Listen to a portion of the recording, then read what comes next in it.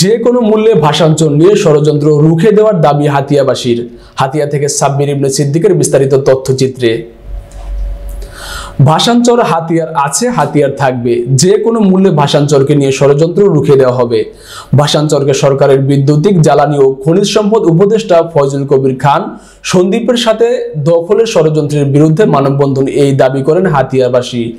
এ সময় উপদেষ্টার পদত্যাগ দাবি করেন তারা। হাতিয়া সম্মিলিত সামাজিক সংগঠনের আয়োজনে সোমবার সকালে উপজেলা সদরের প্রধান সড়ক প্রতিবাদ সভা ও মানববন্ধন অনুষ্ঠিত হয়।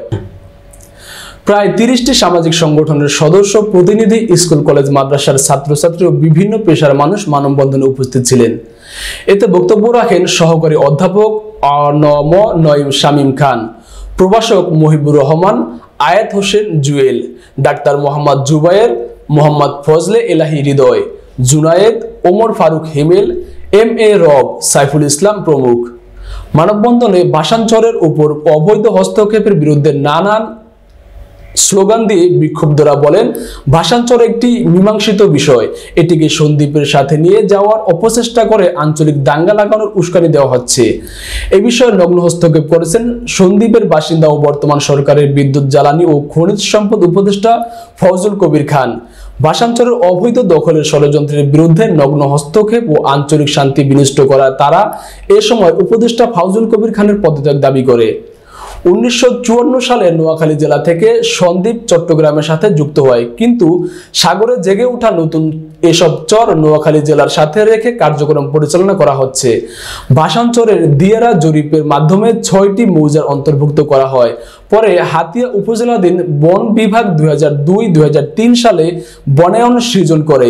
ইতিমধ্যে রোহিঙ্গা শরণার্থী ক্যাম্প হিসেবে ভাষাঞ্চলকে হাতিয়া উপজেলার প্রশাসনিক এলাকার মধ্যে নিরাপত্তা সহ রাষ্ট্রীয় সকল ধরনের কার্যক্রম পরিচালিত হয়ে আসছে। সরকারের এই গেজেট অপেক্ষা করে ভাষাঞ্চলকে সন্দ্বীপের সাথে নিয়ে যাওয়ার অপচেষ্টার বিরুদ্ধে হাতিয়াবাসী সংক্ষুব্ধ ও সোচ্চার। ইতিমধ্যে ঢাকায় হাতিয়া দ্বীপ সমিতি ভাষাঞ্চল রক্ষা আন্দোলন কর্মসূচি অব্যাহত রেখেছে।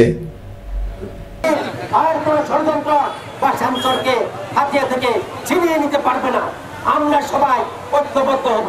পরিশেষে আমি একটি স্লোগান দিয়ে শেষ করছি, আমরা কবু হারবো না, ভাষাঞ্চল ছাড়বো না, আমরা কবু হারবো না। কিভাবে হয় সম্মানিত উপস্থিতি, তারপরে 2002-2003 সালে আমাদের হাতিয়ার বন বিভাগ সেখানে বৃক্ষরোপণ করে এই স্পটটাকে রক্ষা করেছিল এবং 2017 সালে নৌবাহিনীর আমরা আপনার প্রতি সম্মান রেখে বলতে চাই, আপনি যখনই উপদেষ্টা হয়েছেন তখনই আমাদের ভাষাঞ্চল নিয়ে ষড়যন্ত্র শুরু হয়েছে। আমরা আপনাকে 24 ঘন্টা সময় দেব।